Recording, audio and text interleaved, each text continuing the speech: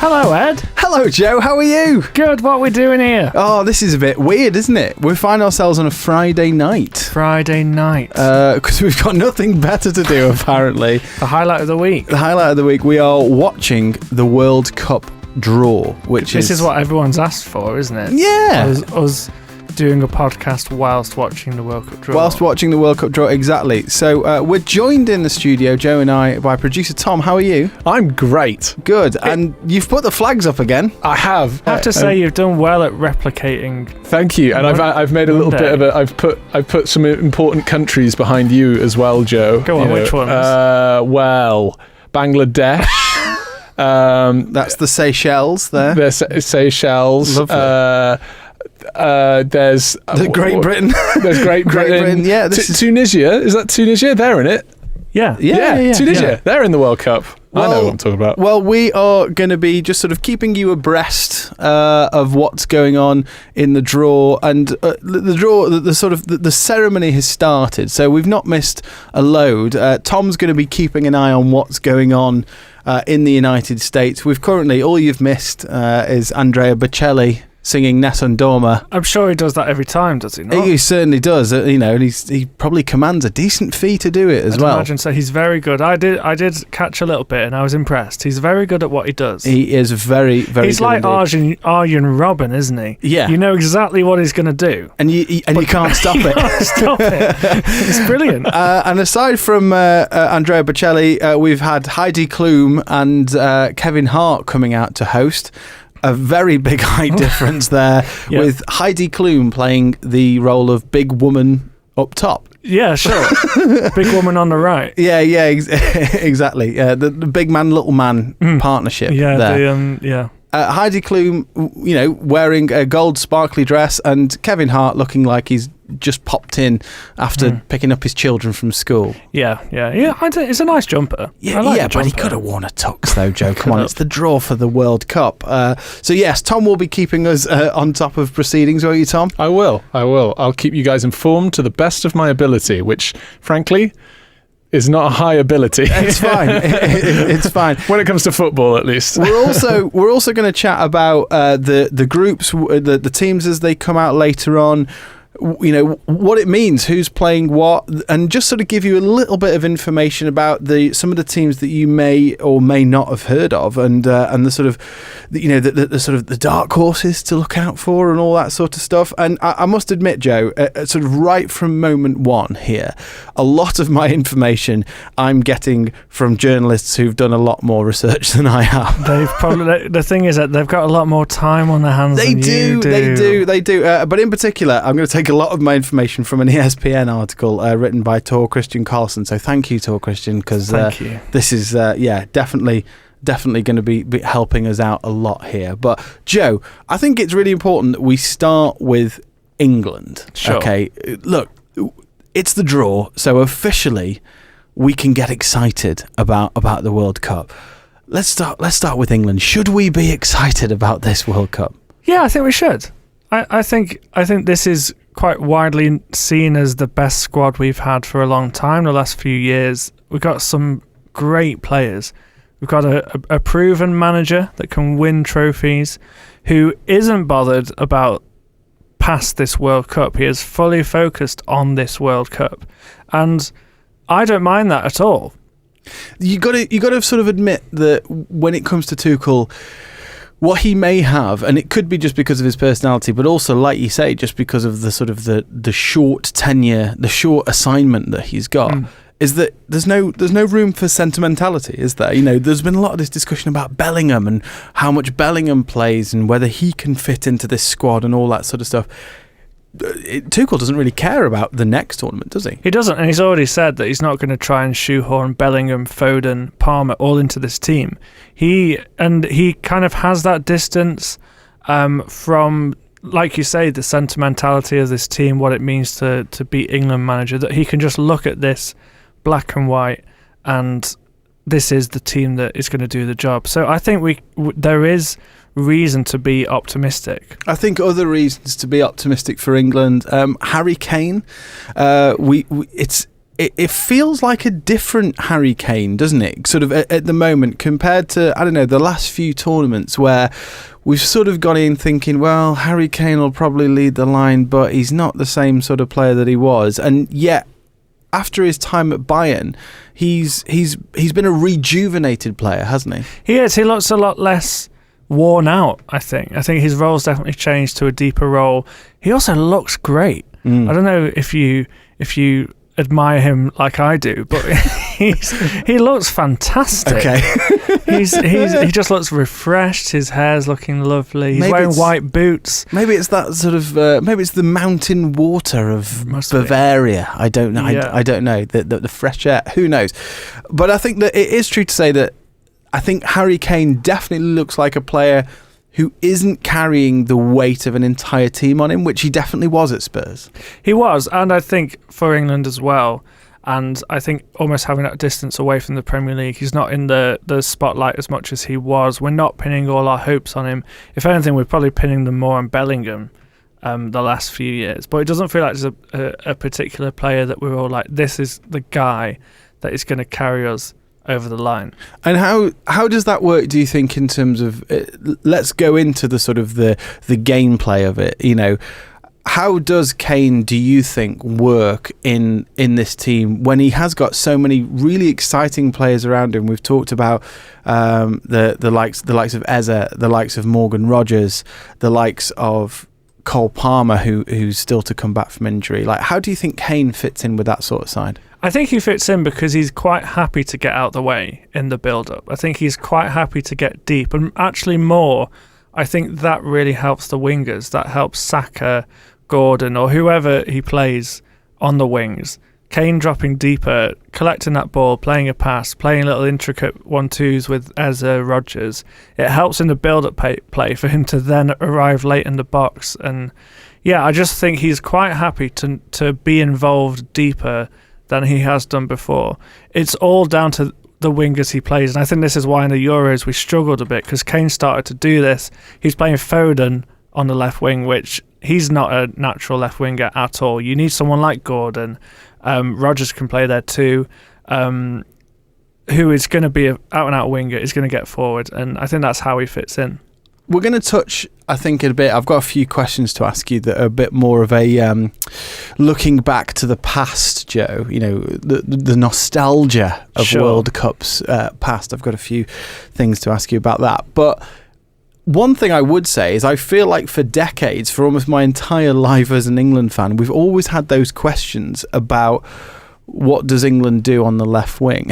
you know, like just ever since the likes of Darren Anderton, Steve McManaman, right through to do you stick Scholes on the left wing and Lampard, and how do you fit him and Gerrard? There's always been this big question about what do you do on the wings, and actually now we seem to just have this wealth of options, don't we? We can go for whoever.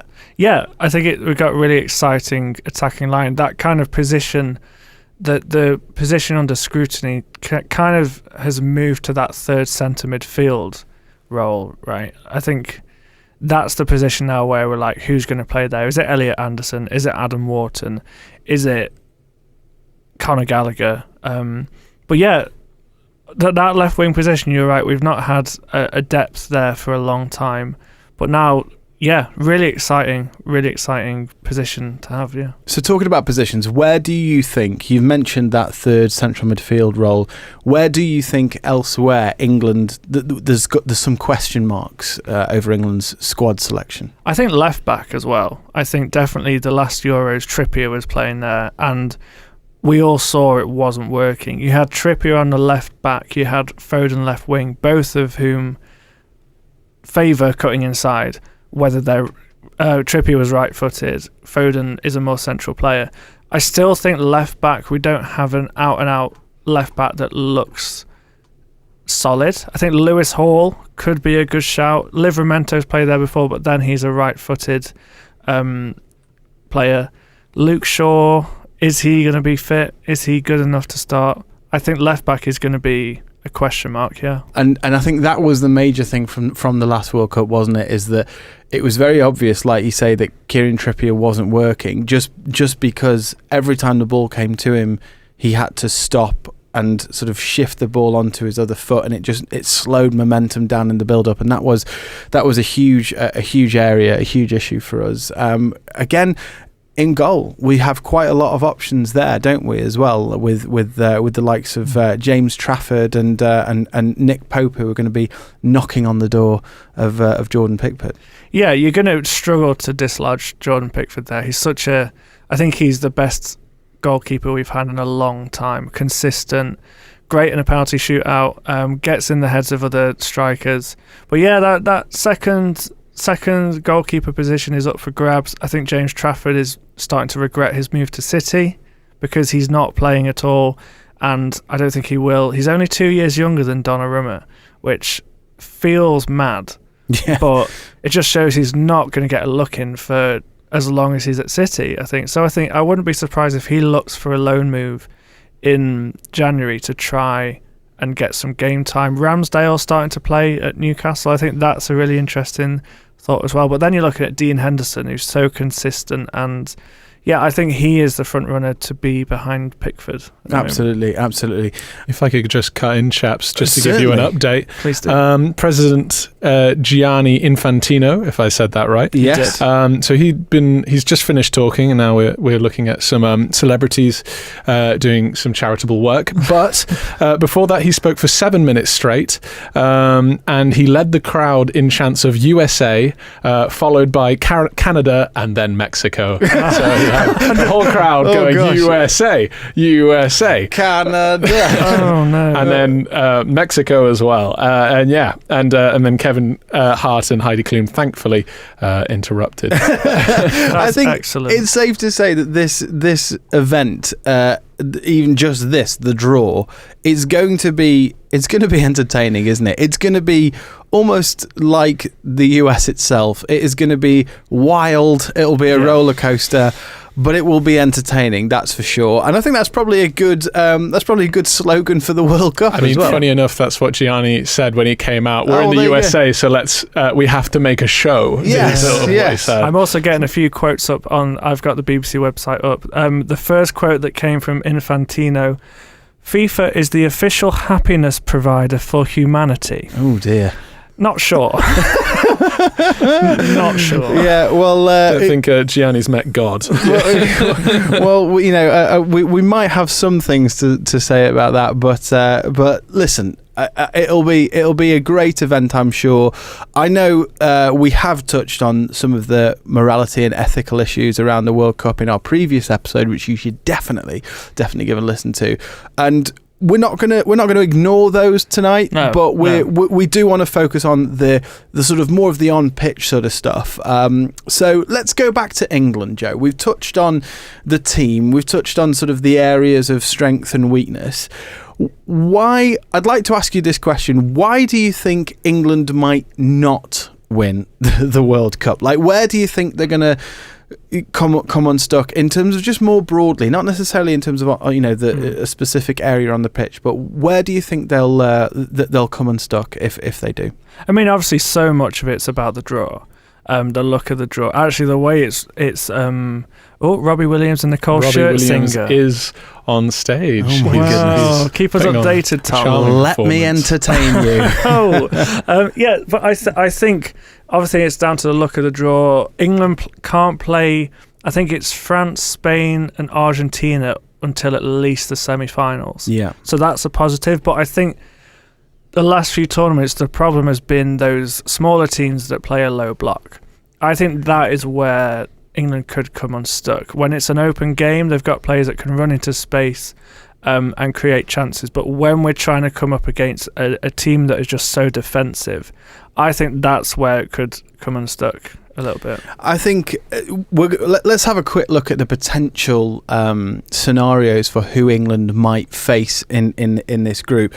And what I'll say at the outset is this is an incredibly complicated to draw, isn't it, Joe? It is. It's absolutely mad. What's your understanding briefly on it? I don't really have one. It's so complex that it's not. I've just decided it's not worth trying to work out the permutations. Yes, because they do so many rehearsals for these things, and it can go wrong, and there can be a deadlock where they have to start the whole thing again. Yeah, we really don't want that. We've got places. Gotta get home for tea. We've got places to be tonight. But what I would say is that, generally speaking, you're going to find that each group, all 12 groups this year, because of the expanded format, will have 4 teams, and those 4 teams will be from different confederations, won't they? With the exception of UEFA, because of the amount of European teams that are in there, it's possible to have 2 teams from Europe in the same group, but that's the only confederation that gets an exemption there. So just looking at England's sort of, potential worst case scenario, in terms of rankings, the worst case scenario would be if we drew Croatia, Panama and Jordan. I mean, Okay. First of all, what do you think of that? I mean, that sounds quite good, doesn't it? Well, I think does, I'd be yeah. we've beaten Panama in a World Cup before, 6-1, I believe. Mm-hmm. John Stone's got a brace. I could be wrong about that. I don't think I am. I think that sounds quite nice. Yeah, and I think that's the thing with this expanded World Cup. We've seen these lovely stories of Cape Verde and Curacao qualifying and a few others like that, And actually, one of the big criticisms is, well, are we just allowing very poor countries to come and essentially be embarrassed at the World Cup? And I think that's a fair point. I mean, you try telling that to Curacao. I will. I think that's it. I think, and again, we're not going to get too deep into the weeds of criticism, but I think FIFA feel like a bigger tournament equals a better tournament, right? Yeah, They think the more teams you can get here, the more you can expand it, the better it is. And look, I think there will be some really nice stories at this World Cup. I think that first Cape Verde goal, if they get one, is going to be a really nice moment.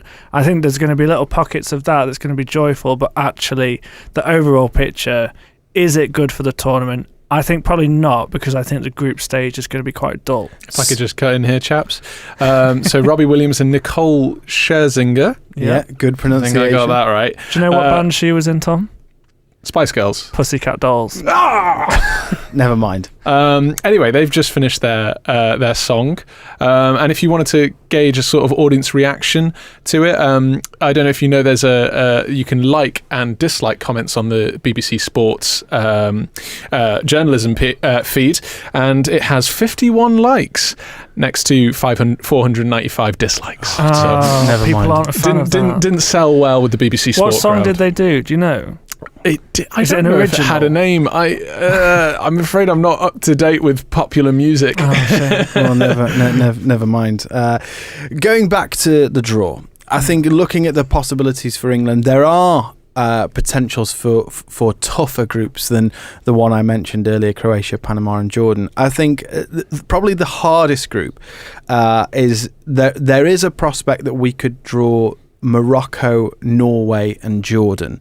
I'd mentioned Jordan before. Now, Jordan, despite being in pot 4, are actually, I think, the kind of team that England could become unstuck against. They love to play in that low block and they hit teams. It's all about transition for them, and they're good at doing it as well. So it's exactly the kind of team that you could imagine England labouring against for 90 minutes and conceding a late goal. It already feels like a 1-1. It does a little bit. It? And then you look at the other, those other 2 teams that I just mentioned, Morocco and Norway. They're no pushover either. There's a lot of teams. I think you think of Norway, they've got Haaland and Ødegaard.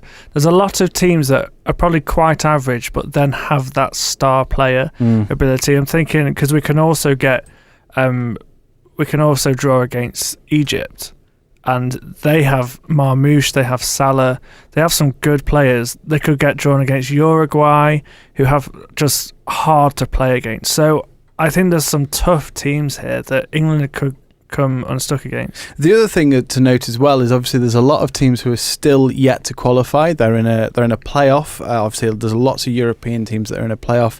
The likes of Ireland, Northern Ireland, and Wales all in a playoff. But there's teams in there like Italy. And again, they've obviously not had a great qualifying campaign. They've not had the best of times at most recent World Cups, but you just know that that's going to be a tough game if you draw against them. They've beaten us before when they've not played well. Famously, the Euros final. That wasn't the best Italian team in history, but they were a great team. They can turn up on the day, and these are tricky teams. Speaking of other teams for a moment, what sort of teams, Joe, in terms of the broader World Cup, do you think will be up there in terms of the favourites? We've spoken about England, and look, we know they've got a chance. So I think we can say that and not say much more, and hopefully we can keep it quiet. But what about the other teams that are going to be thinking this is our year? I mean, it's hard because we're very European football focused, I think. So I think you look at Europe, it has to be Spain are the favourites. I think they've got such a young squad, but some absolute world beaters in that squad. Again, Argentina will be out to defend their title. It's very hard to defend a World Cup title, but they've got a good squad. Is it written in the stars that Lionel Messi will win his last World Cup, allegedly? Brazil, again, good team, got some good youngsters. But I think you're looking at Europe still. You're looking at Spain. You're looking at France, I think, that have the best squads. Now, France particularly, I think, because in my opinion, I think they're the pick of the bunch, personally. I worry for Argentina as to whether they have evolved since their last win. The thing about France is that they are so unbelievably difficult to break down. No team in Europe during the qualifying conceded fewer shots than France. They conceded just 23 shots in 6 games whilst qualifying, and that is an absurdly low number.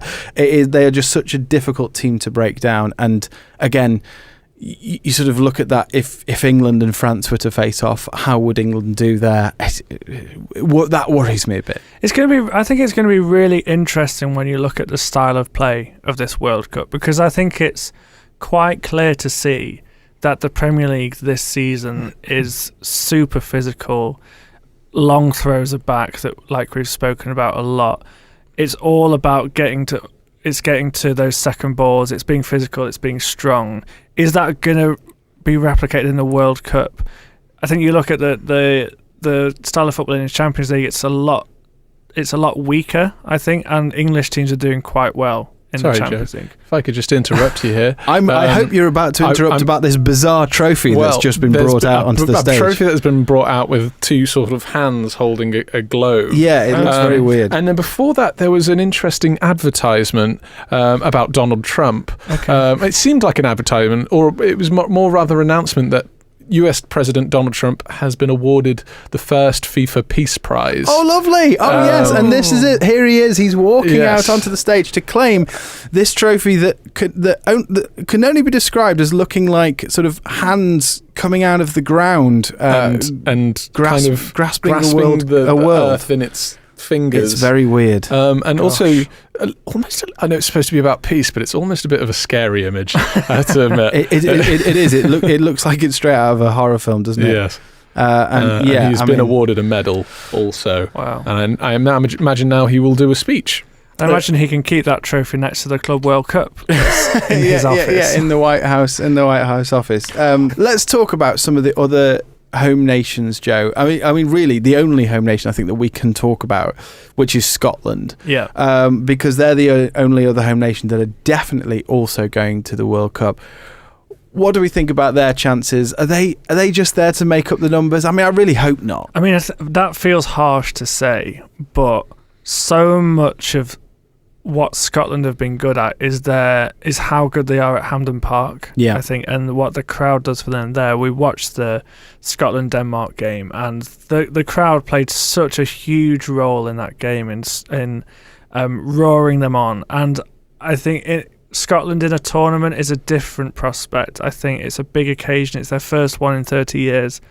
I hope they're not just there to make up the numbers. We've already said that it's actually going to be quite easy to get out of a group in the World Cup. So I think there could be some joy there, but how far they'll go, I'm not sure. I think they'll be delighted to get to a knockout game, and that's exciting for them. Absolutely. And I think that the reason that it's, because I agree with you, I think it's difficult to see Scotland really having a great World Cup.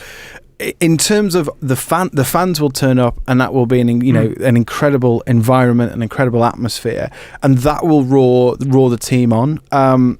In terms of just looking at the way they qualified, they don't see a lot of the ball. So on average, 45% possession in their games, but crucially as well, they don't play it long very often, and so they've very much relied on set pieces. And they don't really have a consistent striker either, do they? No. That said, look, let's not write them off. No, absolutely not. They are going to be there. But you just look at that squad and you wonder who's got the big game experience there. You're looking at McTominay and Robertson, I think. Yeah. They're going to need to grab the game by the scruff of the neck to get them through. And sort of touching on what we talked about the other day with Robertson and how emotionally got after that they qualified, talking about Diogo Jota, like. There is an argument to say, well, actually, for the likes of McTominay and Robertson and the rest of the Scotland boys, this sort of means that little bit more to them, doesn't it? This is the first time they've qualified since France '98, and that will help spur them on a little bit, that extra few percent. Especially because Robertson's the captain. I think this is going to mean so much to him going to this World Cup, and it's going to give them that extra motivation. Do it for Robertson, do it for Diogo Jota and his family. So yeah, there is that extra bit of incentive for them to give this a real go. Now, Joe, I want to talk about some classic World Cup moments. I've actually got a couple of quiz questions to ask you. Okay, lovely. But before we jump in there, I want to know, what is, in your opinion, the defining World Cup memory that you have for you? You actually mentioned the other day seeing Torsten Frings score in the first game of the 2006 World Cup. When you think of a defining World Cup moment, whether that be England or not, what jumps out to you? What springs to mind for you? Gosh, I mean, there's a lot. Obviously, my first World Cup I remember was 2006. So the Zidane headbutt was just iconic, wasn't it? Just a huge moment. His last game going out of retirement. I think my favourite World Cup moment, from an England perspective, it was that penalty shootout win against Colombia, the first one I'd seen us win. That was huge. But I loved the opening game of the South Africa World Cup in 2010, South Africa against Mexico, and Shabalala scored an absolute rocket. Wasn't that great? And Peter Drury was on commentary and he said, "Goal Bafana Bafana." And it was just, what a huge moment. It was the first game with the Vuvuzelas. It was all quite exotic and exciting.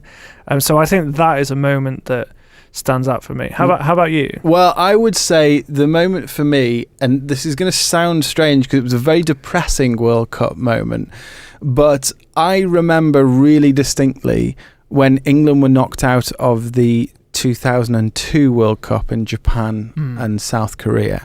If you remember, that was a game against Brazil, and we took the lead in that game, and we were knocked out due to a freak Ronaldinho goal from a free kick. I don't know if you remember that, yes, Joe. Yeah, the sort of the deep. I mean, I've seen it. The deep free kick. And it was just this sort of launched into the box, but he catches it wrong, and it basically sails straight over David Seaman's head. And Seaman, who was a stunning goalkeeper, he just looked so embarrassed and forlorn, and he had a ponytail which didn't help the situation as well. And it was one of those moments that, as an England fan, you thought, oh, we're actually playing quite well against Brazil here, and that went in. But it was more just the setting. So that World Cup, because of the kickoff times, we'd been invited. It was early in the morning, so I want to say maybe the kickoff was like 6:30 or 7 in the morning, and our school had opened up so that we could go in early, and the whole school like piled in, and we all had like bacon sandwiches and watched England get knocked out. And then had to go to double physics after that. But it was absolutely mad. So that's one World Cup memory that really sticks in my head. both Donald Trump and Gianni have just finished complimenting each other. Interesting thing about the way Donald Trump pronounces Gianni's name. He says Johnny. He says Johnny. Johnny. Johnny. Johnny Infantino. I'd like to thank you, Johnny. And I'm like, who's Johnny? I like that. That's good. Who's this Johnny boy? Yeah, I've just seen the trophy. It's terrifying. It is. It's a bit odd. There's Isn't it? so many fingers. hands. This is this is the FIFA Peace Trophy, which is I odd. wouldn't want that. aggressively scary. Yeah. Going back to World Cup, Joe, and thinking about World Cup memories, I now want to take you outside of your memories and looking back over World Cup history. And if there was a World Cup moment that you wish you could have seen, like or a World Cup specifically that you wish you could have watched, maybe from back in the past, is there one that you sort of seen that you think, oh man, that would have been great? Gosh, that's a hard question, Ed. It is. I'm asking all the philosophical I questions. assume I today. can't just say 66. I mean, you can if you It want. probably would be. I'd be a fool not to say Yeah. 66. I think Italia 90. I think I've seen a lot of. I would have loved to have been alive for that. I think Yeah. that looked like a great Dour tournament. football, Joe. Yeah. That doesn't sound like you. Well, Sounds more like an answer I'd give. But, Gents, the World Cup is on stage. It looks shiny. It and it has does. been brought on by Argentina's last manager who won the World Cup last year, Lionel or something. I'm Lionel so sorry, Scaloni. That was it. I thought it sounded like a pasta. he's brought the World Cup back. Yes. What a flex that is. Yeah. Here's the World Cup. I've had it for 4 years. You can have it. You can have it back. Yeah. Interesting numbers here. 188 days to the next World Cup. Also, only 8 nations have claimed the World Cup. Is that correct? That's right. Yeah.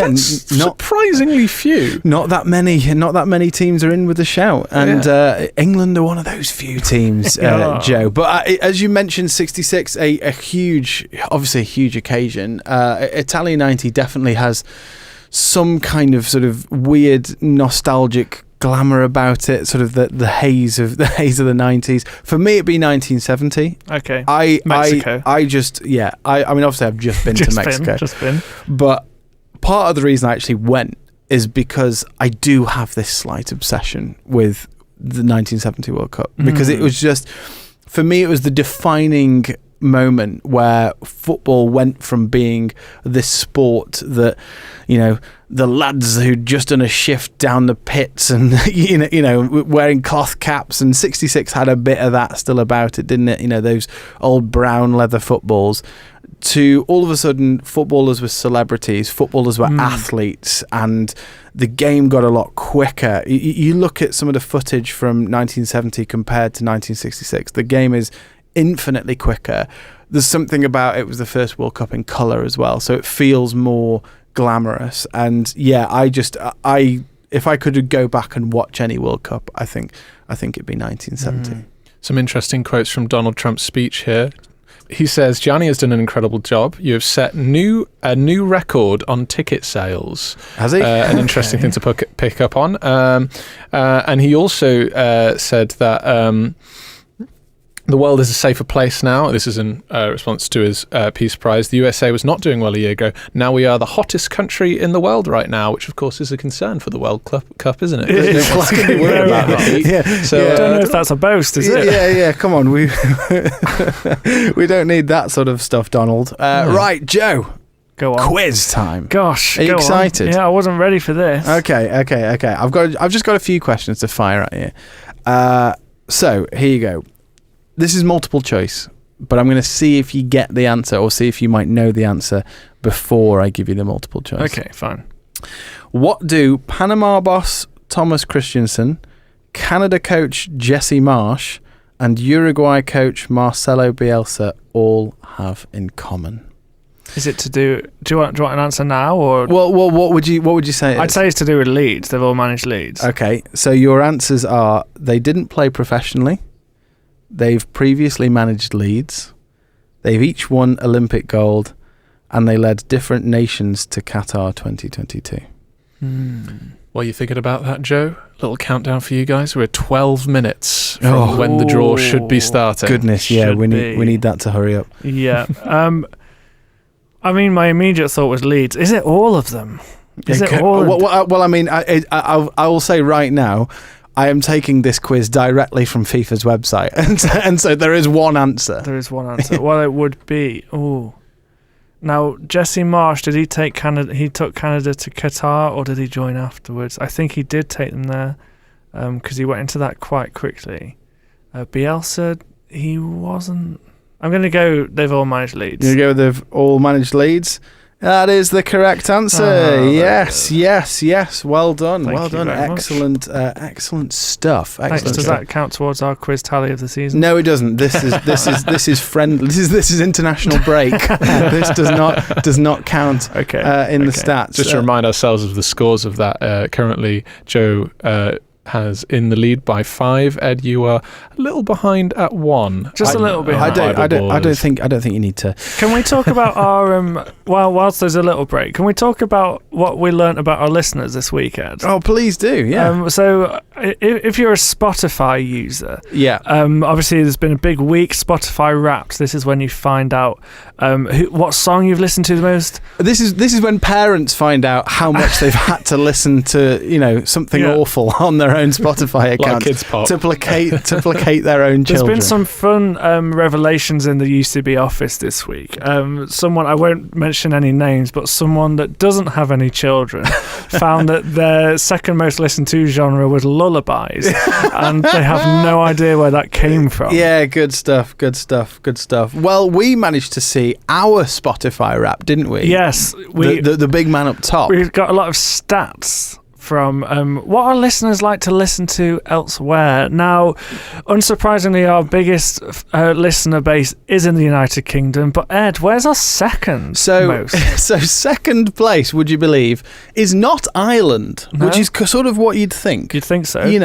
It's not the United States. No. It's Sweden. So the second most popular country for Big Man Up Top listeners is Sweden, which makes me think we must have some small cohort in Sweden, and I want to know who they are. Yeah. So if you're a listener to the Big Man Up Top and you are from Sweden, please get in touch. Email us podcasts@ucb.co.uk. I don't know. Maybe we can start a club. I think we should, a Swedish club. For all the Swedish listeners, I think we'd all like to say as well, Tack så mycket. That's thank you, which I think is thank you very much for listening. Other things we learn is that our listeners are big Swifties. Are they? Yes, the third most listened to artist from our listeners is Taylor Swift. Yes. Interesting. Also, huge fans of The Gruffalo by Julia Donaldson. Who isn't? Fair play. Yeah, it's absolutely fantastic. But that is just a lovely point to just say thank you so much for your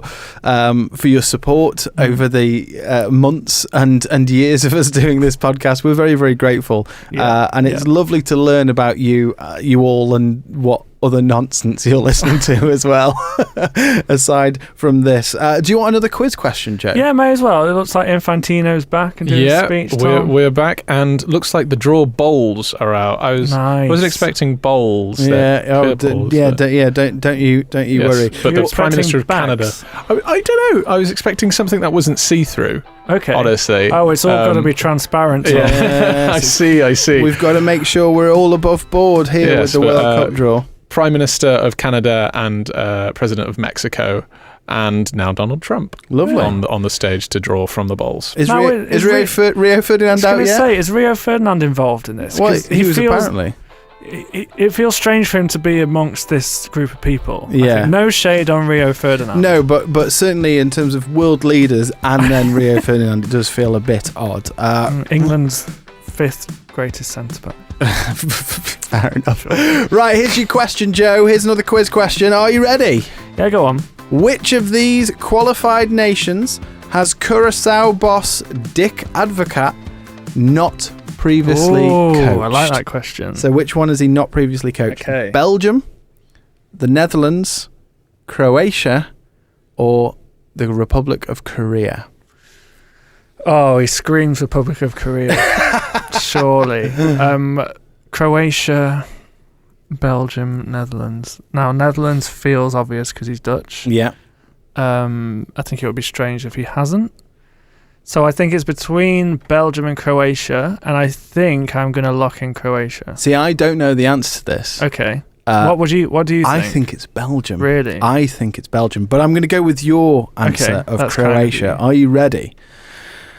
Croatia is correct. Well done. Yes, absolutely. Well done. Netherlands and Belgium. That must be quite unique to do both. I think so. I mean, certainly he's one of those managers who he loves international football, doesn't he? Yeah. You know, Yeah. and it's just sort of slightly different from the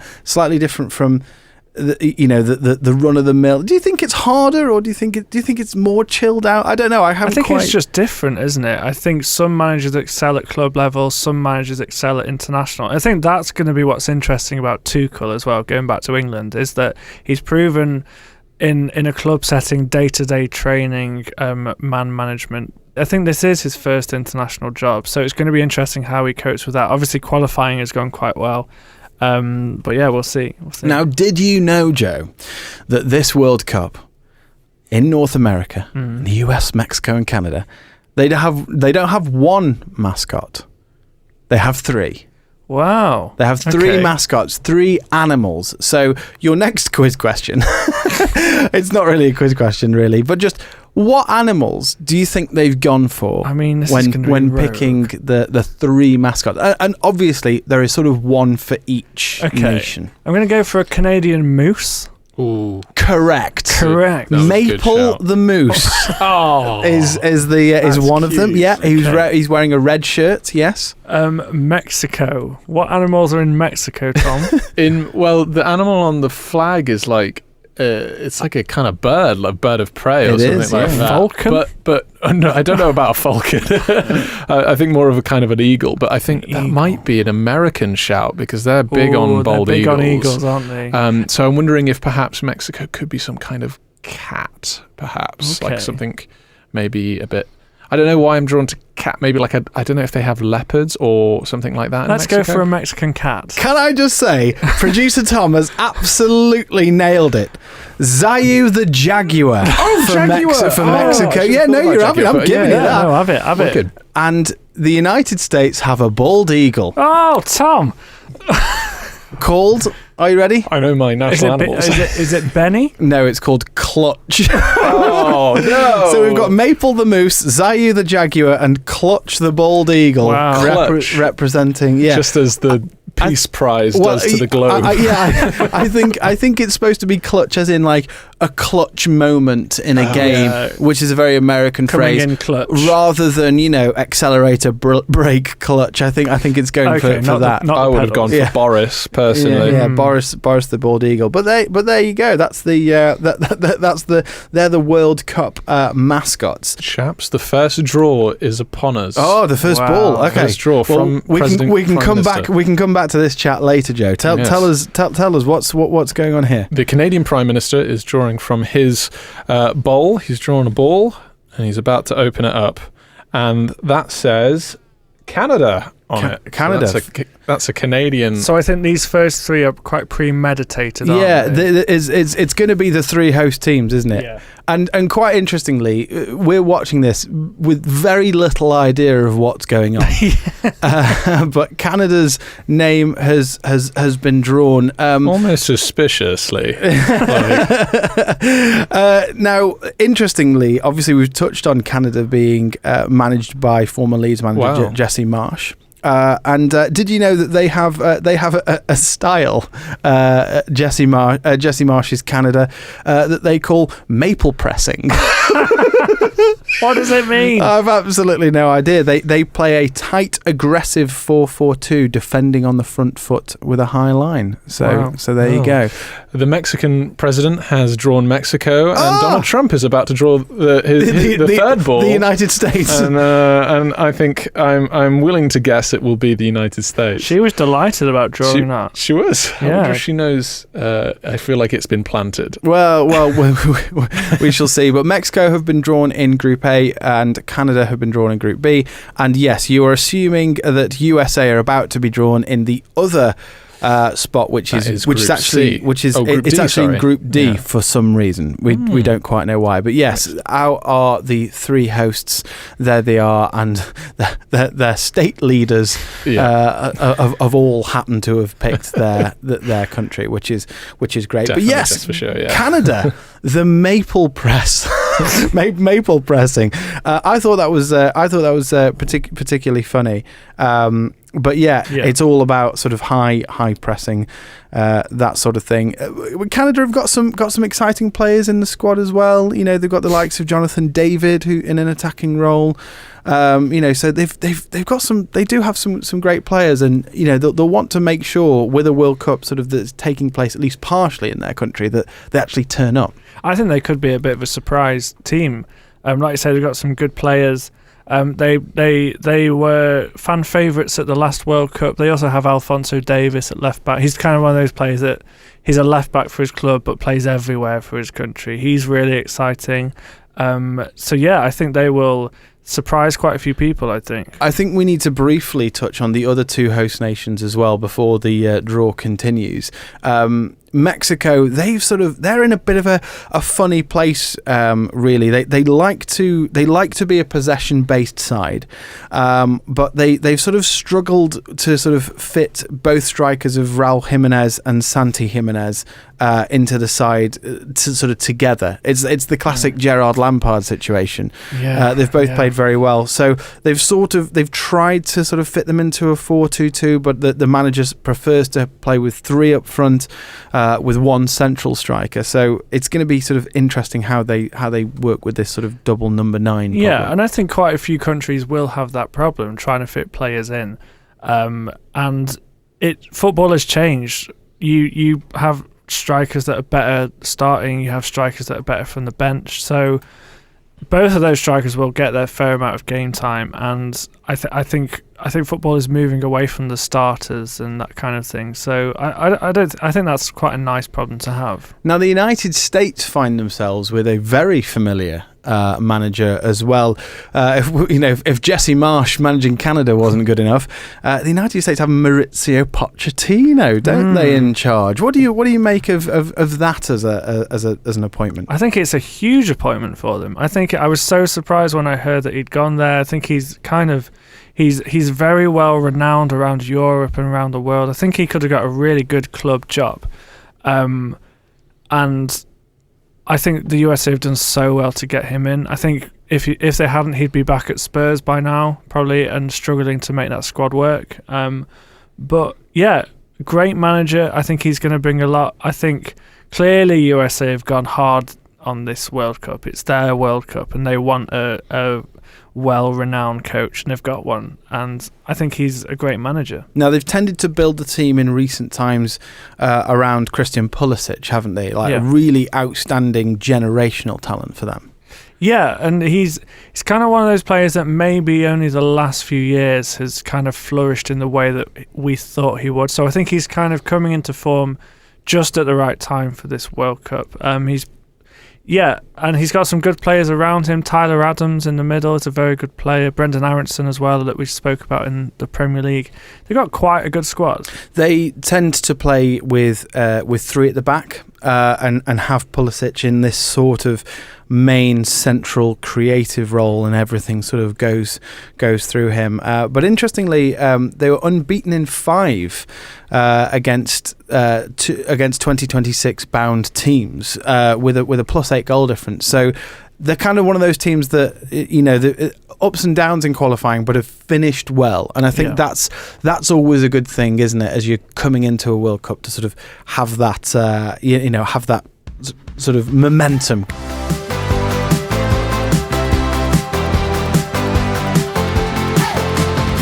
So we're keeping an eye on the FIFA World Cup draw. We've just seen a pretty amazing performance from Lauren Hill. Joe, there's also been an announcement about the half-time show, hasn't there? For the World Cup final. There has. So it's been officially announced during the ceremony by Infantino. This is something we kind of already knew was coming, though. Do you remember there was that whole chat of Chris Martin was going to arrange it? Yeah. Doja Cat is going to perform. Thames. J Balvin. Doesn't sound like Coldplay have put themselves in there yet. No. Well, I mean, interestingly, well, here's the first question, Joe. Halftime shows at World Cup finals. What do you think? I mean, my immediate thought, and I think this will remain my thought, is that I'm against it. Yeah, I think so am I. there's no chance they're going to fit that in 15 minutes. So undoubtedly, this is going to be a half-hour half-time. Yeah, I think, and that is disastrous for these footballers. And you do have to sort of, again, just sort of raises questions about the sort of tone deafness, should we say, of footballing authorities when it comes to fans. Like, do real football fans actually want a halftime show? I don't think they really do. No, I don't think they do either. And I think it's putting, again, we spoke the other day, but it's making this into entertainment rather than sport, which I think in some elements is okay. But I think when it comes to the detriment of sporting ability, physicality, I think there's already a problem with fixture congestion, and this isn't going to help. Let's be honest, though, there was never going to be a World Cup that was even partially taking place in the United States that didn't have a halftime show. It's their thing, isn't it? It's absolutely their thing. Yeah. And, and to be honest, I'm sort of broadly... look, I'm against the concept of a halftime show at a football game, but I'm broadly okay with it in this instance because it's the United States. Like, what I do love about the World Cup, and I think something very genuine comment, is that I think we've lost something of World Cups having their own individual identity. Yeah. And actually, like, when we think of like USA '94, like, I think of that incredible opening ceremony. Is that a Diana Ross? Diana Ross missing a penalty. That's all you think of, isn't it? But like, that was part of, it's part of what America was and what America brings culturally. And I think that it's okay to celebrate that. And I think, look, in a World Cup final that will take place in New York, I think that makes sense to have a halftime show. So I'm not in favour of halftime shows in general. But in this instance, I'm okay with it. But you then know that the chat afterwards is going to be like, "How good was that? Let's do it again. Let's do this every year." And then we do it every year. Yeah, exactly. So and I'm with we're you. not good at being like, "That was good," but that was good for that time. That was good for that thing. Absolutely. I've got another quiz question for you, Joe. Oh, go on then, Ed. Yeah. Are you ready? I think this is quite hard. England's final goal in their 6-2 win over Iran at Qatar 22 was set up by a tournament record 35 passes. Do you remember this goal?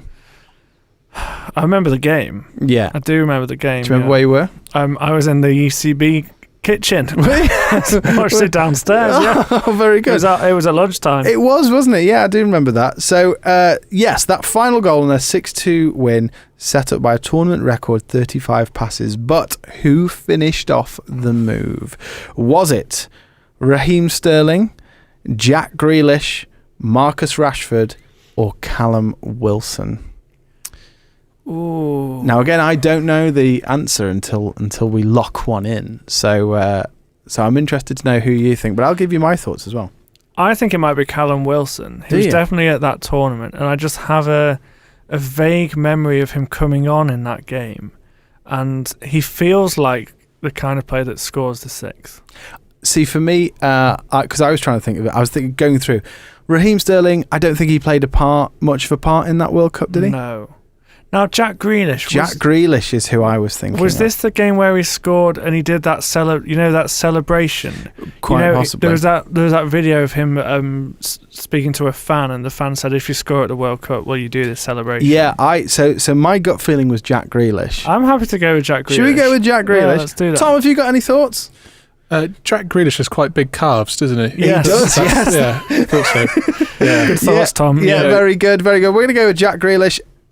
Is correct. Oh, very good. Yes, it is. Well done. Well done, team. Yeah, that's good. Tom, have we missed anything in the World Cup draw? No, not particularly. I did notice Kevin Hart's back out. Kevin Hart is back. He was gone for a while. He's come back, looking sheepish. He's still in his jumper. He's still in his jumper. I'm dressed better than Kevin Hart right now. Yeah. But I think we're getting closer to the actual drawing of it all.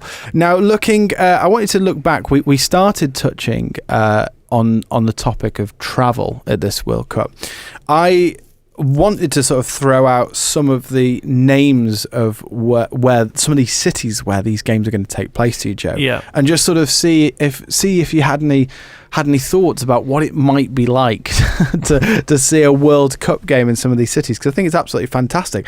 The thing with looking at this World Cup is that I think for the first time, it's a World Cup that isn't across a country, it is across an entire continent, and a very, very big one at that, spanning 4 time zones, I believe.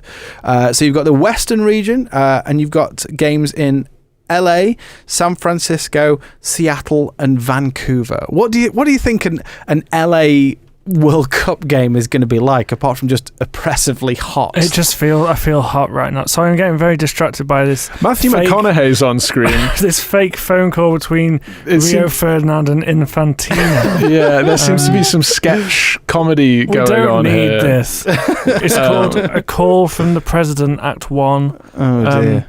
Yeah, a game in LA. It sounds hot. It sounds glamorous. I can only imagine the outfits you're going to see there in Los Angeles. Yeah, I think it's all right. Well, that's it. Is when I think of football, soccer in LA, I think of the Rose Bowl. I think of just oppressively hot weather for very, very unsuitable for football. The height of summer as well. But I think that'll be great. Vancouver is, as I've mentioned before on this podcast, is a wonderful city for football. Actually, is it cold there?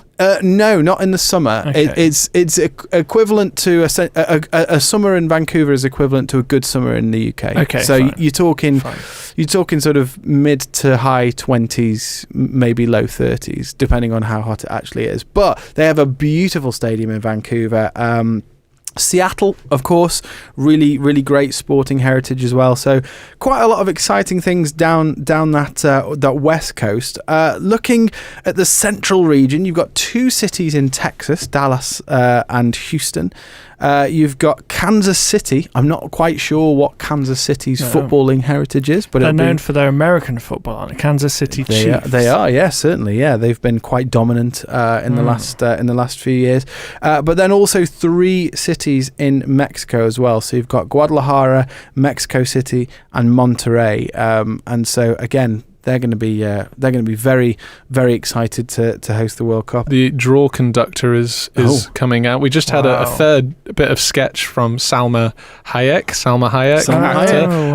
Matthew McConaughey, obviously, and seemed to be the overall message was to not worry about the draw and enjoy the moment. Gosh! So, but once that's over, now Rio Ferdinand is out on the. Here on he the is, stage, yeah, and apparently is he British, Rio? He certainly is, yeah, one of the greatest English centre-backs of all time. Yeah, he was described as such, so there we are. Superb. Well, we'll see what balls get picked out shortly after. I'm sure they'll have a good old chat with him. But just going back to my trip to Mexico, Joe, which is the most important thing. Yeah, thanks for bringing it back to when I was in Guadalajara, this is a really interesting fact that I learned. When I was in Guadalajara, I was told by a local that they don't support Mexico in Guadalajara. Really? They support Brazil. Interesting. And it's a whole sort of weird thing about how from back in the day, Guadalajara players never got picked for the national team. And it was very Mexico City central. Fine. Like the London bias and the whole sort of thing there. Liverpool fans often, talked about how they like the city more than the country and all that. So you tend to find that Guadalajara, their home team is Brazil. A lot of football fans in Guadalajara. So there you go. And then coming across to the other side of the country and the eastern region, we've got some really exciting cities there. We've got Atlanta and Miami in the south. We've got Boston, New York, Philadelphia, and Toronto up in Canada. But yeah, all up that sort of west side. What do you make to some of those cities, Joe? Do they strike you as football cities? To host a big footballing event. Sorry, you'll have to say it again. There's another sketch on. Oh my gosh! 4 British children and Rio. Now I'm trying to host this podcast. Yeah, I'm getting very distracted. You're getting really distracted. You're gonna have to say it again. By this very bizarre situation. What I was saying was this eastern sort of coast. You've got 2 cities in the south, Miami, Atlanta, and then you've got Philadelphia, New York, Boston, and Toronto that are a bit further north. What do you think about those sorts of cities hosting football? I've got to be honest, the thought of a game in Miami really fills me with quite a lot of excitement. That sounds really cool. And I think they're really trying to make Miami a footballing city, aren't they? Inter Miami is obviously quite recently become a thing. Lionel Messi playing for them, David Beckham's team, of course. So yeah, I think that again is going to be glamorous. I think there's going to be a lot of tank tops on show. Is that a Miami thing? Yeah, I think so. Yeah, I think that feels exciting. The other ones, what were the other ones you said? Well, you got Boston, New York, Philadelphia, and Toronto up in the north. I mean, they all feel quite glamorous, don't they? Yeah. Do you think? I think so, and especially looking at the stadiums as well, is that you've got these the stadiums broadly, particularly the ones in America, obviously are NFL stadiums. They're the ones that are most sort of easily converted into a football stadium, and some of them are absolutely fantastic. The stadium in Atlanta is just stunning, and so there are some really sort of high spec infrastructure things going on here in this World Cup, isn't there? Well, it goes back to what we said on Tuesday's episode, is that the Americans know how to host these events, and we love that. They know how to put on a show. Stadiums are great. I think the infrastructure around this World Cup is actually really exciting, and I'm really looking forward to seeing some of these stadiums and these locations. Well, we are about to bring you more of the draw. They're currently going through this bizarre sort of sketch with Rio Ferdinand. I don't understand why these have to be sketches. Yeah. Well, this isn't so much of a sketch, just more of a creative way of describing the rules of the draw, and essentially where countries are going to go, how they're going to be drawn, and they've entrusted it to 4 pretty intelligent British children, frankly. Well, fair enough. It does wonders for us, and we look good. The world perception of our education system. I really hope they get on with this, because I'm hungry. I've got a pizza waiting for me at home, Joe. I need to hurry up and get back home. But I've got a quiz question for you. Another one. Are you excited about this one? I am. Yes. Yeah, we've got a good record so far, haven't we? We've done okay. Right. We've done okay. So this question. Scotland have played at 8 World Cups previously, but have been eliminated at which stage on each occasion? The group stage, the last 16, the quarter-final, or the semi-final?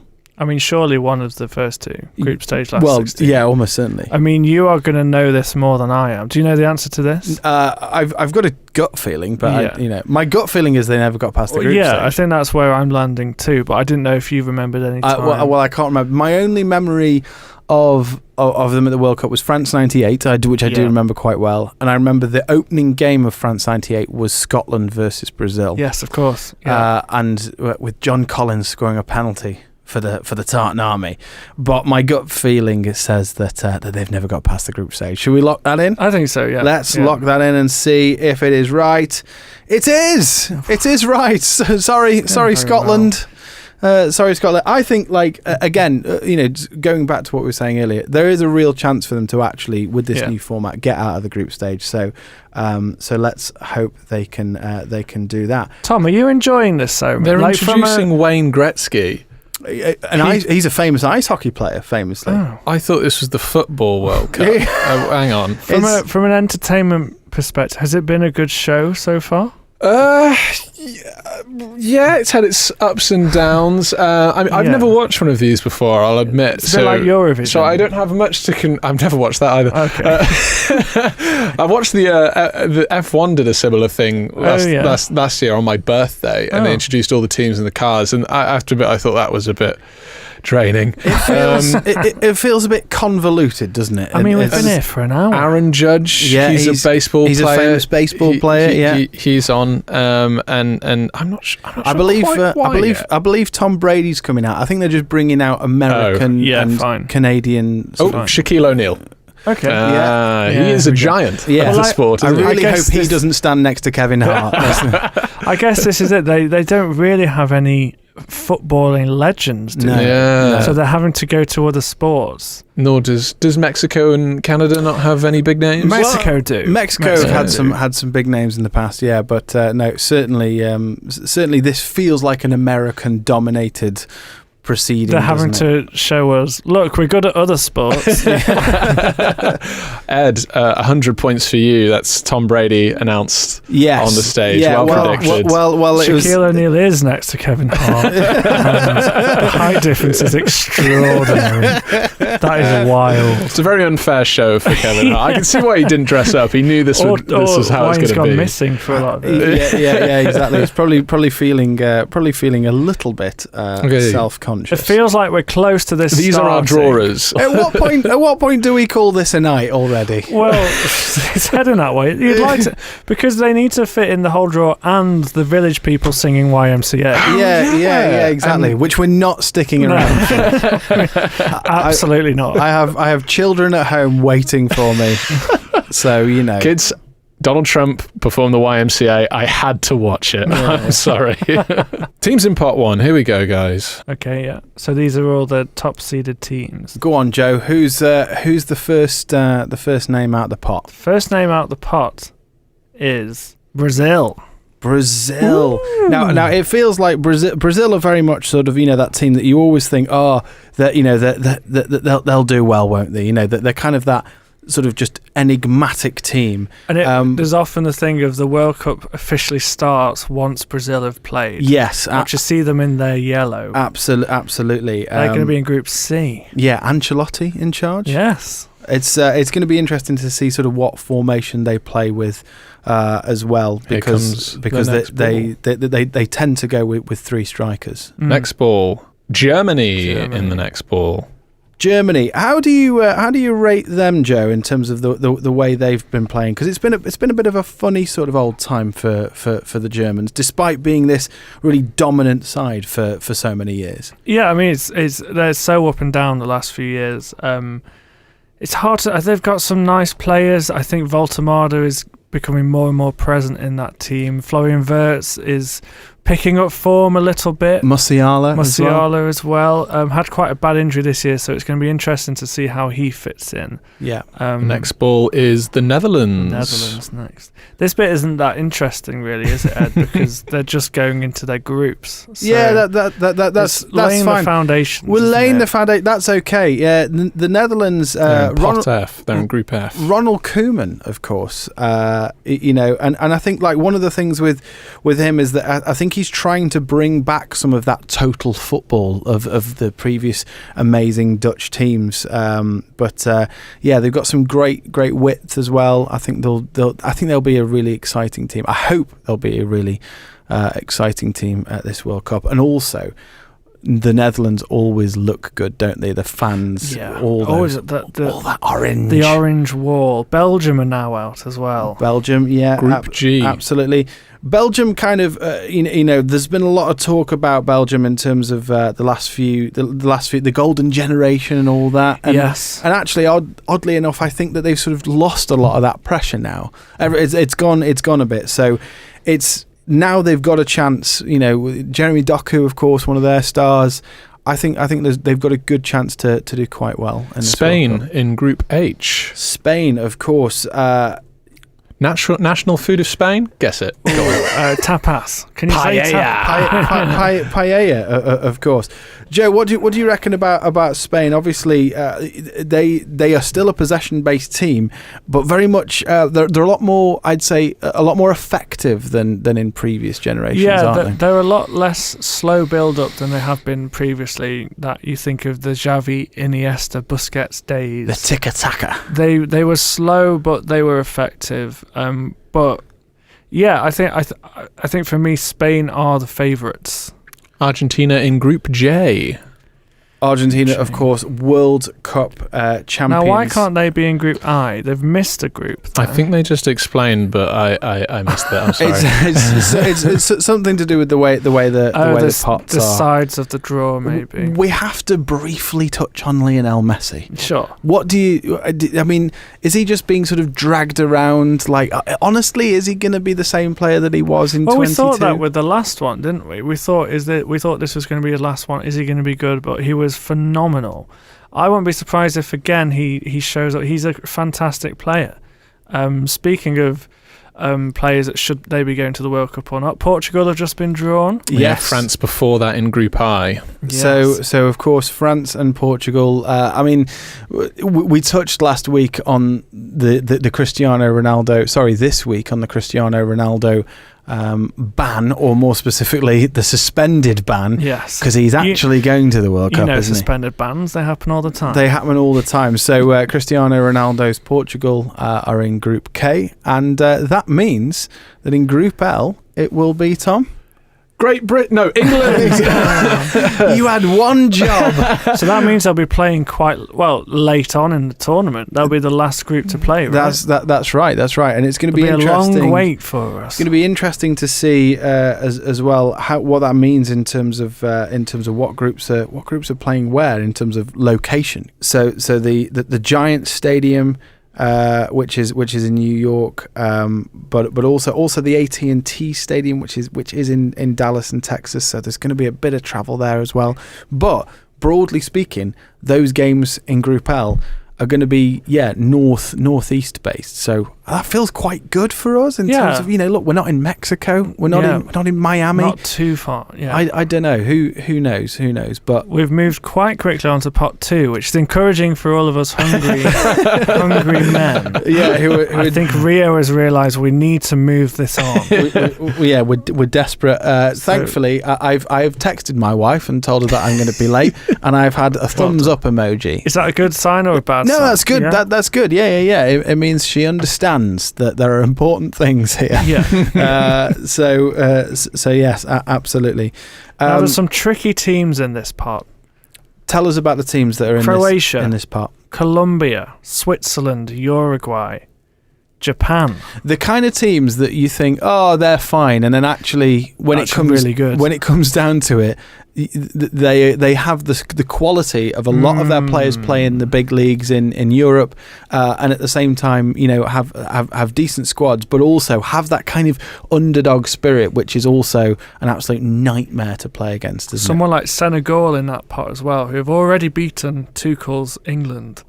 So let's hope we don't get them. Well, crucially, the only side to have beaten Tuchel's England. Only side to have scored against them. Yes, that's correct. So let's hope we. You're hoping for Iran here. A repeat of that Iran opener against that Iran opener in Qatar. And again, we don't want to keep touching on the new format, but the way that this World Cup is organised, it very much is that 3 points should get you through. Yeah. So you get a win in your first game, and you're right, the group games are slightly dull as a result, but it does mean for England that, if we can just get a nice fixture for those first ones, then that'll be lovely, won't it? So they're about to make the draw for pot 2. Teams in this pot are Croatia, Morocco, Colombia, Uruguay, Switzerland, Japan, Senegal, Iran, Korea, Ecuador, Austria, and Australia. I nearly got those two mixed up. So Shaquille O'Neal is taking the first name out of the pot, Tom. First name out of the pot is the Korean Republic. So South Korea, and they are going to be... Now, this is where it gets complex. Yeah, how because does this work? They are in Group A. Okay. It looks like, but if the country goes into a group where they can't be in with that team, it will move on.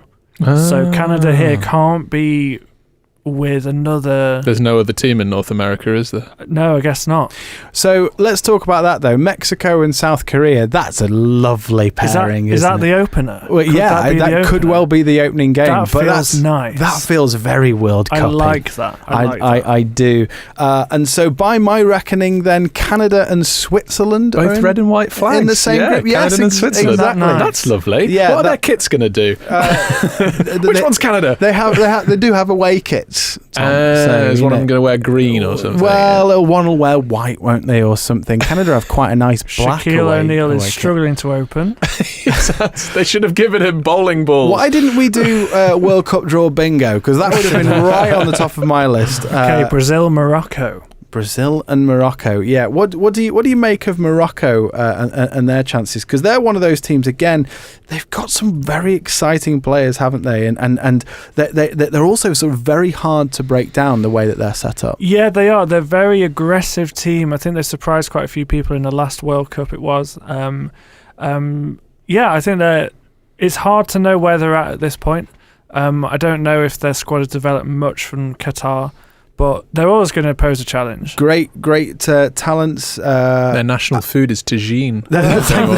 Thank you, Tom. Yeah. Obviously they've got Ashraf Hakimi. They've got the likes of Hakim Ziyech. All quite aging, though. Yes, but what I'm saying is sort of real talent. Yeah, they've got real talent, haven't they? It's Australia drawn for Group D. Against the USA. Interesting. Goodness me! So USA and Australia. Now, interestingly, a bit of a sort of a random fact that I learnt this afternoon was Tom asked me why are Australia in the Asian Confederation? Yes, a good question. It was like, why are they not in? Yeah, they're also in Eurovision. They are.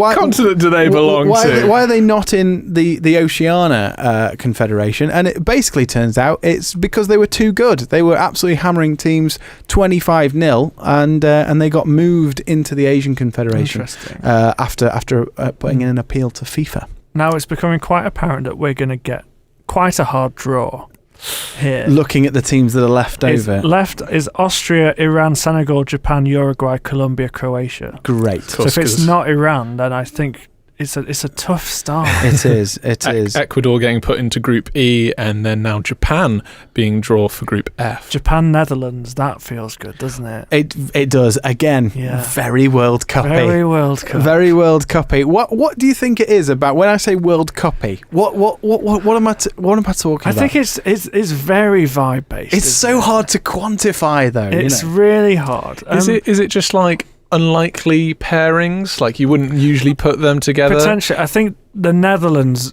playing anyone feels World Cup because of how orange it is. Yeah. There's something about kits, but I think you're right. There's something about maybe like a sort of a lovely clash of cultures that is very, very exciting. Iran's gone. Iran's gone to Belgium. Were we worried about Iran? No, we would quite like Iran because they're the weakest team in this pot. Yeah. So Iran are in Group G with Belgium, which feels less World Cup-y than Netherlands and Japan. I'd like the listeners who, if any of you are still with us after however long this podcast has gone on for so far, I'd like you to tell me, what does it mean for a really great World Cup-y fixture? Because I feel like we all know what it is. It's just what actually is it. It's very vibe-based, isn't it? Uruguay are right up there, and they've just been drawn, Tom, haven't they? What group are they in? In Group H, they're with Spain, so it's two Spanish-speaking teams. Interestingly, they can't use their language against each other. No. Same as the Americans, the Australians, so the accent's a bit different. Of course. Yeah. So talking about like thongs that go on your feet and then underwear, then it'll be a different story. A bit of a nightmare. France, Senegal. Now that's sort of similar. Nice. You know, like they're both French speaking as well. So interesting. This is great. The fans can shout insults to each other in their own languages. That's lovely. Can I just say, I did not expect to be this excited about a a World Cup draw. It suddenly got quite exciting. It's suddenly, all of a sudden, looking at these teams, it's got very, very exciting. Yes, so I think like when I think of Spain and Uruguay, just to go back to Group H, I think of sort of real football World Cup heritage and those really great Spanish teams of the 30s and Uruguay winning the first 2 World Cups as well. So Uruguay have won more World Cups than England have, Tom. Yeah, no, they won. Did they win? They won the first. Yeah, absolutely. So we've just seen Austria come out of the pot, Joe. Yes, Austria going into a group with Argentina. The manager of Austria, of course, Ralf Rangnick. Yes. Who had his stint at Manchester United. And Manchester United are probably looking back at those days as the glory years right now. Quite possibly. But interestingly, he has sort of brought a lot of that, that footballing philosophy. He's brought a lot of that into, into his style of play, of management at Austria. He's a very smart manager, and he did a really good job with Austria in the Euros. England are going to draw Croatia, and that does not feel good. We scared. They beat us one time, didn't they? Yeah, frustratingly, Croatia are a bit of a bogey side. Famously, the Wally with the brolly against Croatia, World Cup semi-final. Look, against Croatia. We can beat Croatia. We can beat Croatia. We can do it. And I'd rather play them in a group than a knockout. That is true. Colombia, of course, going up against Portugal in Group K. Of course. Okay, so we've had now 2 teams for every group. So Group A is Mexico, Korea. Group B, Canada, Switzerland. Group C, Brazil, Morocco. Group D, US. Oh no, it's gone. Okay. Group D, US, Australia. Group E, Germany and Ecuador. Group F, Netherlands, Japan. Group G, Belgium and Iran. Belgium are called the Red Devils. I don't get that. What's that about? Is that their kit? I don't know. Don't know where it came from. Their heritage. Group H is Spain and Uruguay. And Group I, France and Senegal. Group J, Argentina, Austria. And Group K, Portugal and Colombia, with Group L being the scariest of all, England and Croatia. Are we not looking on best enough form to beat Croatia? Well, it's one of those things where, like, I think if we turn up and play anybody and we're 100%, I think we'll be fine. If we turn up and we're not 100%, we will struggle against a decent Croatia team. Croatia's national food is ketchup, which is grilled minced meat sausages with onions and flatbread. Oh, sounds nice. And up nice, against Tom. England's national food, which is debatable, but from the most Googling that I found, roast beef, like roast dinner, is England's national food, with United Kingdom's being the chicken tikka masala overall, which is kind of like, you weren't expecting that, were you? Wow, no. But there you are.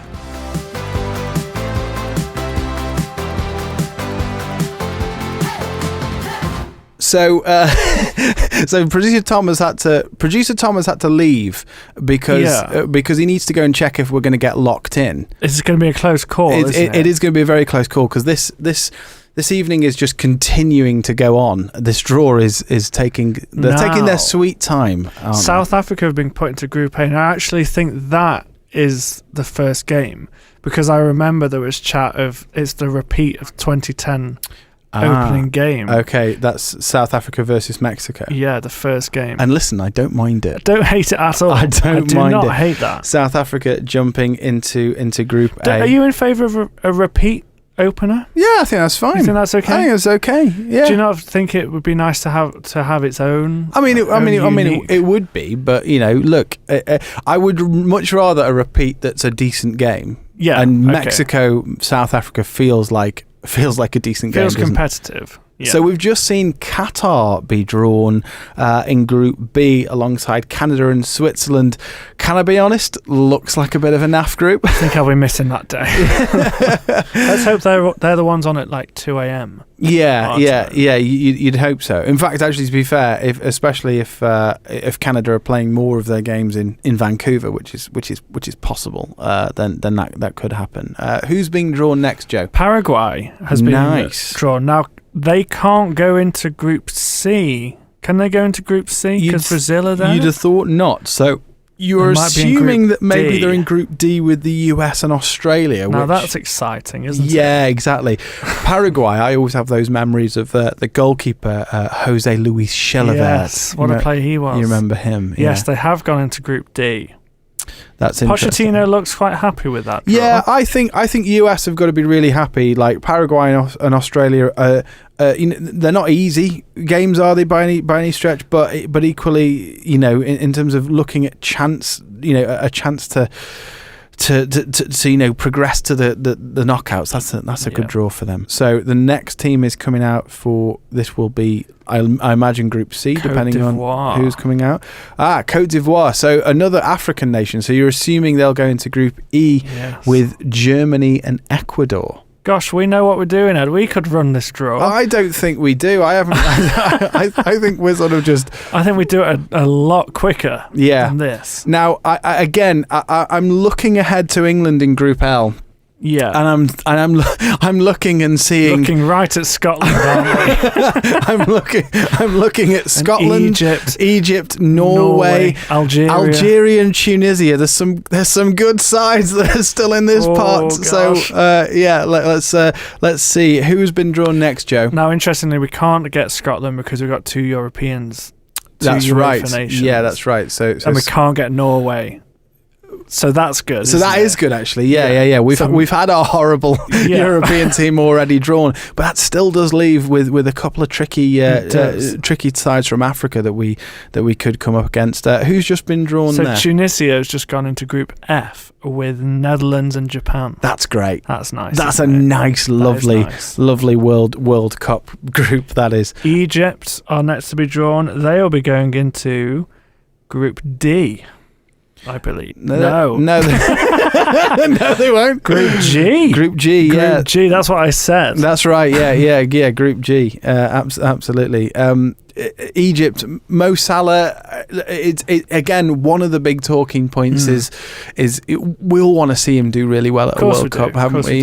He's graced the Premier League for so many years now and been such a stunning player that we want to see him do well at a World Cup, and Absolutely. So this is his time. Yeah, this could be it. Who's the next team coming out, Joe? Scotland. Now have been drawn. Now they can go in Group C with Brazil. Exactly. That is. Look, that's nice. That is. I mean, it's lovely. It's not lovely for Scotland, is it? It's not. If it's Group C that they're drawn with. That's the World Cup experience you want. Yes. Right? Yes. Scotland are going to be realistic and think they're probably not going to get to the latter stages. So whilst you're there, you want to be playing the big hitters. Brazil. That's true. And look, against Morocco, McTominay could put in an absolute worldie of a performance. You never know. Is that Scotland against Morocco? Scotland. Tom has just come back into the studio. Wonderful. Tom's back in. Tom, you've missed loads of stuff. No, I'm so disappointed. Never mind. So Saudi Arabia have just joined Spain and Uruguay. That feels like quite an exciting group as well. It's I don't know. I'm looking at this and thinking there's a lot of really exciting groups, with the exception of Group B. Unfortunately, Group B is not the one. Group B is not the one. Is Group B obvious who's going to win that, or? Well, no, not but really. Just not exciting. A load of not great teams. But doesn't that come with some excitement that they're all kind of on an even This bit? is a bit it. rubbish. This is it. It's like who's the best of the worst? So Algeria have gone into Group J with Argentina and Austria. Joe, what do you make of that? Yeah, that's also quite a nice group. I think Austria maybe slightly underrated. Algeria got some nice players. Now, what this does mean though is that even at this stage, England are going to find themselves, I think, with Panama. I think you're correct. Yeah, Uzbekistan has just been drawn in Group K. Now, I remember a Panama-England game where we won 7-1, and I remember that because I was in school at the time, and you do that like everyone takes a World Cup team. Yeah. I got Panama. Yeah, good. Was it 7-1? I'm just googling. I think it was 6-1. It was 6-1. We mentioned it about half an hour ago, Tom. Yeah, never mind. John, never mind. To be fair, you were watching Donald Trump speak. I was really invested. It was a John Stones double, a hat-trick for Harry Kane, and who got the 6th goal, Tom? Jack Grealish. Jesse Lingard. Never mind. Thought with calves like that, he's got to score, isn't he? Well, you're absolutely right. So Panama come out of the hat now, and hang on. And Norway's still in there. What does that mean? So What does it mean? Norway can't go into Group L. So they have to go into Group I. So yeah, that's right. So Gosh, it's very complicated because this could go quite wrong quite easily, could it not? well, you'd think so. You'd think so. But yes, so there is the confirmation. England and Croatia and Panama, which feels very England World Cup Does, group. doesn't it? Yeah. I quite like it. Yeah? I do quite like it. Do you? Because I don't. But what if England does really, really well? Won't that be really we'll be quite confident in that? Because Croatia's tough. I just feel like there's so many really great World Cup legacy teams there that we just never get drawn against. Yeah, no, you are right. You are right. It's anyway. Who would you have wanted then? If I could hand pick, yeah. I would have an exciting South American team, Okay. an Ecuador. Yeah. I'd have a team like Ghana, Sure. maybe. I mean, we still could get Ghana. We still could and that would be a disaster. we still could get Ghana, and then also I'd sort of quite like another European team. I like England to play another European team. Okay, yeah. But somebody who's not Croatia, not that good. Austria, a good shout. Okay, that's a decent group, isn't it? Fun fact about Panama: the national dish, sancocho, which is chicken soup with yams, yuca, cilantro, and corn. Lovely. Sounds delicious. That's exactly what sounds like a hearty broth. And I hope they're not being fed it, because they might win. So tell us about pot 4, Joe. Well, we only know 6 of the teams because the other 6 are winners of playoffs. However, some of them are quite difficult teams. Italy are in there, of course. England can't draw against another European team. Wales are in here. Northern Ireland and Republic of Ireland are also in here. So basically, we have no idea who's going to be. Yeah, if we get one of those playoff teams, we've absolutely no idea. But we are about to start the final bit of the draw, and let me tell you, we've been in here for what feels like 7 hours. There's so many countries on this piece of paper. We are ready to go. So Denmark, North Macedonia, Czechia, and Republic of Ireland. So they've been drawn first, and surely they've got to go into Group A. That is a Group A. Okay. Has to be. So England are avoiding those sides there, which they would have done anyway. Yeah. Joe, how do you feel? This feels like we should have, been sponsored to do this. I think so, raised money for charity. This was your idea. My legs are hurting. I'm ready to never come back on a mic again. Me too. Yeah, let's never do this again. It's been a good run. It's been a good run. This is the thing that has killed off the Big Man Up Top podcast. It's the World Cup draw. Who's come out next, Joe? Italy, Northern Ireland, and 2 other teams: Wales and Bosnia. And Herzegovina. That is making Group B a little bit more interesting. It is, yeah, certainly. Especially now, what I would say is for Northern Ireland or Wales, if they get through those playoffs and they manage to get a trip to the World Cup next year, that is a lovely group for them. That's a real incentive, isn't it? Yeah. Can you imagine a Wales having a quarter-final run or something? You say that, though. They're playing Canada, who are a host. They're going to be up for it. They're playing Switzerland, who are always a lot stronger than you think. And Qatar feels like the easiest game there, but you never know. You never know. That's true. It could be tougher than we think. Yeah, that is certainly true. Tom, who's come out of the hat next? The next draw is Haiti. I must say there isn't a hat. Sorry, I should have said. You mean the translucent bowl? Yeah. So Haiti are looking like they're going into Group C with Scotland, Morocco, and Brazil. I don't hate that for Scotland. That's a nice group for Scotland. I think they'll definitely fancy their chance of third. There, at least. Yeah, and again, as we've said before, this format is organised in such a way that one win is almost enough to see you through to the knockouts. Absolutely. Now, Curacao, where are they from? So Curacao is or as Wayne Gretzky just call them, Caraco. Curacao is a team based in the Caribbean, I believe. Just off the coast of South America. They're sort of up, I believe, off of Venezuela is like the closest South American country to them, I think. And they've been drawn in Group E with Ecuador, Ivory Coast and Germany. That's a really lovely World Cup group, isn't it? That is really nice. Fantastic. What's the national dish of Curacao? I knew you were going to tell me this one. I thought you had them all. It's Keshiyena. It's a traditional dish that consists of a large round ball of cheese, typically Gouda, that is stuffed with a mixture of spiced meat, olives, capers, and sometimes fruits like raisin or prunes. And the next draw is Iraq, Bolivia, and Suriname. Suriname, fantastic. Do we have Suriname's flag out, Tom? I think we do. I'm pretty sure we saw it somewhere. Suriname? Yeah, behind here I'm pretty sure we saw it somewhere. Down. But these groups are starting to take shape now, very much so. And like, look, Joe, I don't want to put words in your mouth, but I can see you've got a World Cup grin going on. I've just seen Group I, Ed, and I quite like it. Go on, tell me about Group I. France, Senegal, Norway, and the winner of Playoff 2. Which is what? Iraq, Suriname, and Bolivia. That's a nice group. Yeah, that's Cape good. Verde have just been drawn. Okay, Cape Verde, of course, were one of the stories of the qualification with that amazing route to getting to the World Cup. Very, very excited for them appearing at their first World Cup. Who have they been drawn? What group have they been drawn in, Tom? Do we know? They've been drawn... Joe, which group have they just been drawn They've into? been drawn into Group H with Spain, Saudi Arabia and Uruguay. Another quite nice group. Lovely. And it is one of those weird things where...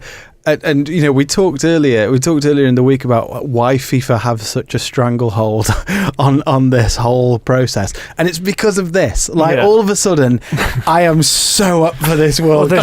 This is it. Now you can see what games are actually happening. It's becoming a tournament, isn't it? And absolutely. It's getting exciting. And here comes Wayne Gretzky with the next picks.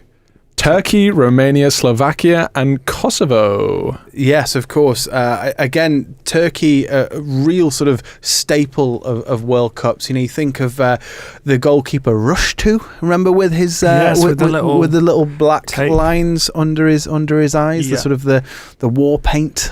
He was always very exciting to watch. Now, I don't want to be a downer, but I'm looking at Jordan. I'm looking at Ghana as potential in England's group. 3 groups left. Could be tough. I was going to say, really out of this pot 4, they are the difficult sides.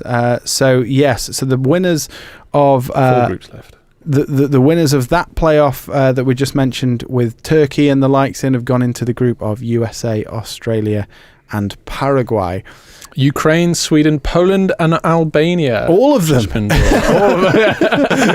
Yeah, in a weird twist of the format, this group's got 9 teams in it. So Ukraine, Sweden, Poland, and Albania will find themselves in Group F. In Group F with the Netherlands, Japan, and Tunisia. It's quite nice. That's another very nice group, isn't it, Joe? Isn't it? Yeah. Joe, what do you tend to do when watching a game at the World Cup that England aren't in?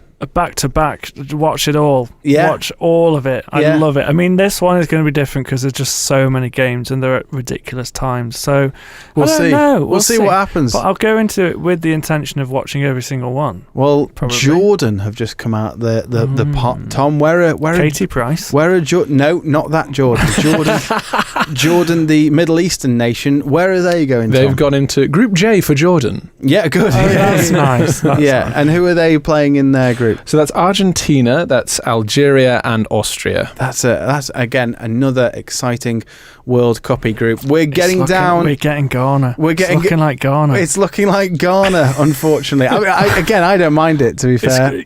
It's tasty. We're down to the last 3 balls to come out of the pot, and this is the winner of Congo, Jamaica, or New Caledonia, which I didn't even know was a country until today. Is there an old Caledonia, do you think, or I'd just a assume new so. one? I'm not quite sure, But but is there an East Virginia? Or is it just a West one? Yeah. I know there's a Virginia. There must just be a Caledonia somewhere. so the winner of that playoff find themselves in Group K with Portugal, Uzbekistan, and Colombia. So England do have Ghana. England, Or New Zealand. There's two left. Group Well, G and Group Ghana L. can't be in Group G because of the African. No. Of course. So this is it. The penultimate ball is coming out now. Is it Wayne Gretzky again? It's is. Wayne Gretzky. He's been the low-key star of proceedings for me. I've got to be honest, I do appreciate it. That's Ghana has come out of the bowl, and we're going to see confirmation shortly of England's Group L. What are your initial thoughts on that group? Croatia, Ghana, and Panama. I think it's up there in terms of one of the harder. I don't think it could be much harder. It's than that. it's Genuinely. that is a difficult draw. Thomas Tuchel is in the audience, and he looks fuming with that. You go unbeaten, you don't concede a single goal, and you get that. Yeah, it's You'd be livid. That's a difficult group, isn't Really it? hard. But look, if we want to win the World Cup, You've got to beat these teams. we've got to beat the best. You've got to beat everybody. You do. So let's just have a quick run through of the groups. I can't actually see them. I can. Can you? Yes. Group A, Mexico, South Africa, South Korea, UEFA Playoff D, which could potentially be the Republic of Ireland. Group B, Canada, Qatar, Switzerland, and UEFA Playoff A, which could potentially be Wales or North Ireland. Group C, Brazil, Morocco, Scotland, and Haiti. Group E, Germany, Ivory Coast, Ecuador, and Curaçao. France is in Group I with Senegal, Norway, and FIFA Playoff 2. Group H, Spain, Saudi Arabia, Uruguay, Cape Verde A. I'm Canadian. Cape Verde. Group F, Netherlands, Japan, Tunisia, UEFA Playoff B. Well, Wayne Gretzky did draw that last one. Yeah. Group J, Argentina, Algeria, Australia, and Jordan to ruin the streak of A's. Very upsetting. Group K, Portugal, Uzbekistan, Colombia, and FIFA Playoff 1. Group L, England, Croatia, Panama, and Ghana. I like to North Ireland. Yeah, North Ireland. Let me tell you, I need to go home, Joe. Let's call it a day. But this has been wonderful. It's been fun. Thank you, Joe. No, thank you. And thank you, Tom, because this experience has been made so much better by you being here. Thank you. Sharing with us the national dishes. Should we go home? I think so. I agree. Yeah. Good night. Good Bye. night.